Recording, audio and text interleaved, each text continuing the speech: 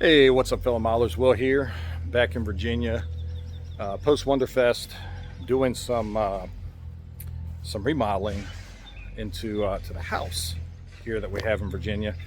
That we're going to be probably looking to rent out or something. So we got some renovations we want to do on it before we look to doing all that. So I'm back here for the week. I'm getting ready to head back to Nevada tomorrow, and just thought I'd take a couple minutes while I had some time out to take a look at this 1/72nd Matt Jeffries concept shuttle that Cosmic Scale Models puts out. I picked this up at Wonderfest, and it's the only model I picked up at Wonderfest.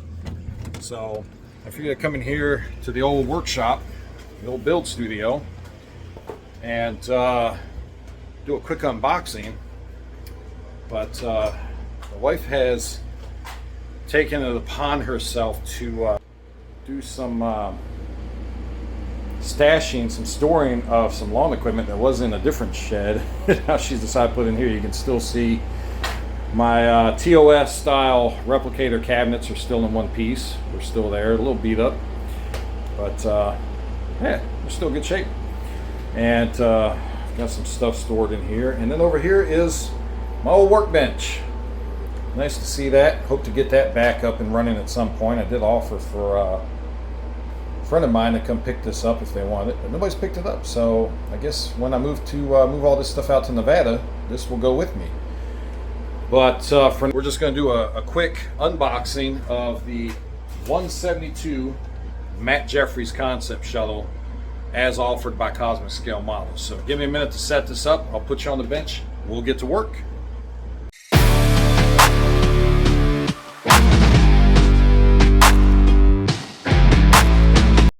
Alright guys, so here we are. This is the 172 scale Matt Jeffries concept shuttle from Cosmic Scale Models.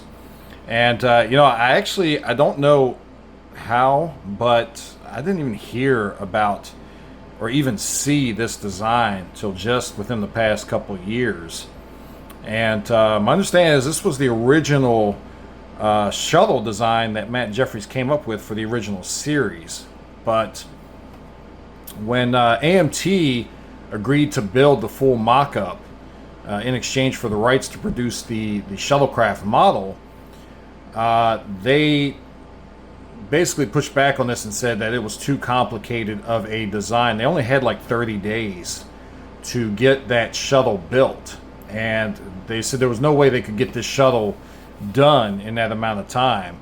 So Matt Jeffries basically allowed them to go back and present a design to him, and the design that was presented was more in line with what you saw on TV eventually. It was more of a boxed shape, and it's just because it was easier and quicker for them to build to be able to do that within that 30-day period. This original shuttle design, Matt Jeffries was an avid aviator. I guess that sounds right, avid aviator. And he tried to incorporate designs that were aerodynamic into to his shuttlecraft, and that's why this design is totally different. Obviously, the one we got for TOS that was used in the show, there wasn't a whole lot of aerodynamics considered for that. And Matt Jeffries wanted this to be more aerodynamic because he understood that what was involved in this shuttle entering atmospheres, and that's the reason why he made it more almost like a teardrop shaped and angled wings and everything. But we got what we got, and this is the original version though that Matt Jeffries came up with. So you don't really see too many model kits of this. I think there's one or two other maybe that were produced either by garage kits, kit makers, or 3D modelers. This kit itself, now I bought this at the show and I paid up for it. Even though, and I didn't know this at the time until I started looking, doing research on this model, Cosmic Scale Models actually sells the STL files for this. So, if I had known that, I would have bought the STL files, because then I could have sized it to whatever. I would have liked to have had this a little bit bigger than what it is presented as here. Just because it makes running wiring for the pylons, which you're going to see here in a minute, getting that done, it just makes it a little bit easier when it's a little bit larger of a scale. And I think I want to say that Lou Del Mazo, I think, built this 1 or 2 Wonderfests ago over on Aztec Dummy. I think that he built this. Well, I think he did a larger version, so he probably did the STL files. But there is one benefit to this, and that is that, well, 2 benefits actually. One, that you don't have to worry about trying to get this to print out. 2, if you don't have a 3D printer, this is really the only option you have, is to kind of buy this kit already pre-printed for you. And this is a 3D printed kit for the most part. There's a couple parts I'm not sure if they're resin poured or if they're all 3D prints. But anyway, so when you open the box, you get this nice color booklet. And I'm sure this probably is available when you buy the STLs. It's probably a PDF file or something. I haven't looked at buying the 3D files themselves, but if I enjoy this build, I may go ahead and buy the 3D files as well. So it's a gateway drug in a way. But it does also come with your decals already printed. And I'm assuming, again, that these would probably come as a graphic file if you buy the STLs. But if anybody knows otherwise, let me know in the notes below. But so if I got these, I would just send these over to Gus over GCals and ask him to print these up for me. And because Gus always does an awesome job on decals. And we'll see how these do. If I don't like how these do, then I will kick these over to Gus and ask him to reprint them for me. But we'll see how they go. But anyway, so you get this nice color printed guide that comes with it. It's a pretty simple build. Not a whole lot of parts to it. You do have your chairs that go in. There's some clear pieces that come with it for the windows and for the overhead lighting. One disappointment that I had, we'll talk about that in a minute, but this is set up for you to light, kind of, sort of. Kind of, sort of in the way that the 1400 Enterprise D is set up for lighting. It does require a little bit of modification in order to light the nacelles. So let's talk about that a second. Here are our parts. And this is the main hull. We'll talk about that here in a minute. But here are, let me move this back a little bit so we can kind of see these parts. But these are your smaller pieces here. Just dump these out. Take a look at these. You do get some 1/72 figures that come with it. And your chairs, and well, of course I got to remove the supports and that, but I'll clean those up later. But they would just fit in your seats just like that.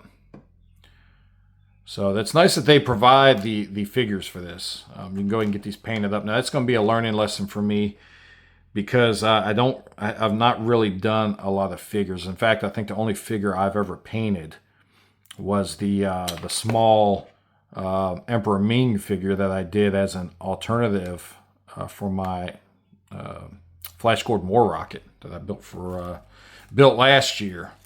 But it's good that they have those, so I'll get some practice on them. It looks like you got 1, 2, 3, 4, 5, 6, 7, 8. You've got 8 figures and 5 seats. So you got a little room to kind of practice on 2 or 3 of these before you really have to kind of get your skills honed. These are our seats. So we got 5 of those. Should be 1, 2, 3, 4, 5, 6. 1, 2, 3, 4, 5, 6. Nope, actually we got 6 seats. So we got 2 extra figures that we can practice on. This is our rear bulkhead with the door. Get that painted. And we got some clear pieces. This is our main windshield piece. Front side windshield parts. Just stick those back in here. Nice and clear pieces. May have to do, there's a little bit of glazing it looks like on these. I might have to try and polish these up a little bit more, but because you're going to get a bit of a distorted view through these as they are. So we'll take a look at those, see if I can get those cleaned up a little bit. You've got a top piece which is for your lighting for the ceiling. This is part of the control panel. So the decals you can put on here and backlight this and get your panels lit up that way. So they did these in clear. I believe this is the other part of the control panel that you can see there. Nice, clean, clear pieces. That's why I say I don't know if these clear pieces are 3D printed or if these are resin. They look more like a resin, a poured resin to me than a 3D print. But I could be wrong, but that's my guess, is that these are actually a poured resin is what they look like. So we'll see. Back panel, we'll stick that in there. This is, I guess, kind of your stabilizer that goes in the back. Just like with the TOS shuttle, you've got this one stabilizer that kind of sticks out the back there. And we've got door panels. And we've got some steps. So the steps, I believe, go with the door panels. I'm not sure if... I think this is another piece of... actually, I'm not sure what that is. That could be another piece of door panel. I'll have to look at the directions. We'll see what this is here. I'm not sure if this is a replacement. It looks like this is probably a replacement if you just want to have a closed door.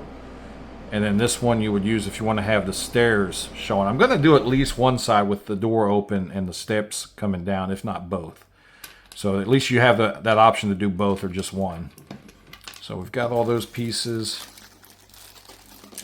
Another piece there. And these are the benches. So you have seats, and then in the back, I believe you've got these benches that sit back there, these bench seats. So we'll add those in. These are nice, clear, clean, smooth pieces, too, for a 3D print. So they did a really good job printing these. Here's our bussard housing and collector. And again, that's completely clear piece. This dome actually comes off. I put these on earlier when I was looking at it so that they, so I can easily keep up with them. So these are your bussards that go on the front of the nacelles. And let's take a look, before we talk about these pieces, let's take a look at the main hull real quick. So it's a two-piece main hull. We got the top, and we got the bottom. A little detail on the bottom here. I'm going to scuff that up a little bit, sitting on the table. But again, nice clean prints. And this almost looks like a pour because it's almost like a pour there, but I'm pretty sure this is a 3D print. But irregardless of these pieces go, I was a little disappointed that these aren't keyed to where you put them down and they just kind of slide into the proper position. I'm guessing that once I get the interior put in this, that these will kind of position themselves a little better. But right now it's kind of eyeballing this to get the top and the bottom lined up. And you can see where the way the doorways are there. You got to have these lined up just right. So it takes a little bit of finagling without these being keyed to kind of get these lined up right. But anyway, so there's the main hull of the ship. Got some detail back here. And should make nice once we get it painted up. So we got that. And then here are the two hollowed out nacelles. And then your bussard collector just glues right on the front, just like that. So they fit together real nice. Not a whole lot of room for lighting, so probably have to use some maybe some self-flashing SMDs in here to give a little bit of an effect. We'll see. I have to experiment with that. That one, not as tight of a fit on that one as it is on the other one. A little bit of play in that one, but that's all right. We'll figure it out. So you can see that these are open and they're ready for lighting. And the majority of the main hull should be pretty easy to light. The problem is these are the nacelle pylons. And these are not hollowed out for lighting. So that means I will have to come up with something myself in order to light these. And the way these go is pretty much like that. So I've got to, the only thing I can think of to do is just like I was talking about with the, if you've done the 1400 Enterprise D, and you've had to gouge out or trench out that part to run your wires through to light the nacelles, this is pretty much going to be the same idea here. I'm going to have to make a trench to run the wires up, and then either putty over that trench, or I could add my own little detail, make a 3D printed curved piece that would cover up that trench. Maybe add a little mechanical detail on the underside here. I don't know. I might like to keep that smooth and aerodynamic looking, but we'll see when I get to that point. But definitely gonna have to trench this in order to get those wires up to the pylons. So a little bit of work to do there, a little bit of disappointment there. I thought when I first looked at this, I thought that These openings I thought were trenches, but were openings for wires, but they are not. They do not go all the way through. So might be one benefit to having the STL files is that you could, for one, like I said, I'd like to do a slightly larger scale, and that would allow me to hollow at least a tube pathway through here for those wires to go through, rather than having to trench them like I'm going to have to do on this one. But so that's pretty much it. We've got the floor here, and then these are keyed to just fit right in place. And these little holes here, that's where these will glue in at, just like so. And the floor will fit right in there.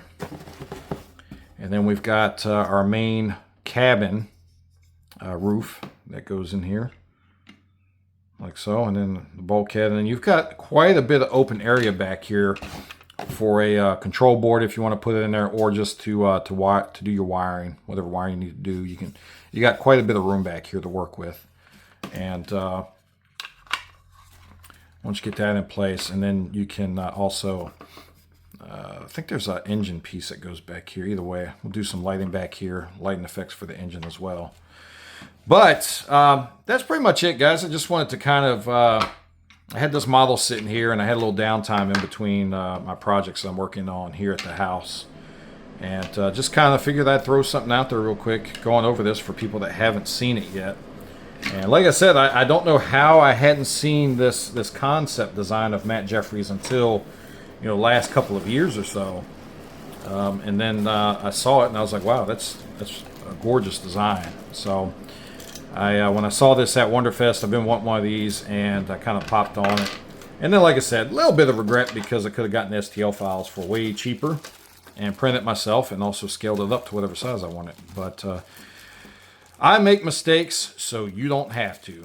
So there's one for you. If you have a 3D printer and you like this model, you can hop on over to Cosmic Scale Models and grab this and grab the STL file. And like I said, I'm sure it probably comes with a, let me stick this in here. I'm sure it probably comes with a graphics file for the decals, and it's probably a PDF file for the instruction booklet. But that's pretty much it. I just want to do, like I said, put out something real quick on this and let people take a look at it in case you're interested in it. But again, as always, I appreciate everybody for watching these videos. If you want to support me, the best way to support me is to please, if you haven't already, hit that subscribe button down below. It costs you nothing, absolutely nothing, but it helps me out tremendously. The more I can grow my subscriber base, the more likely it is my sponsors won't kick me to the curb. But I don't think they will. I've got a pretty good relationship with my sponsors. But I enjoy doing little videos like this. I need to do some other little videos, and we'll have some more live streams coming up too once I get back to Nevada and get kind of settled back into things there. So again, thank you everybody for watching. Until next time, keep modeling.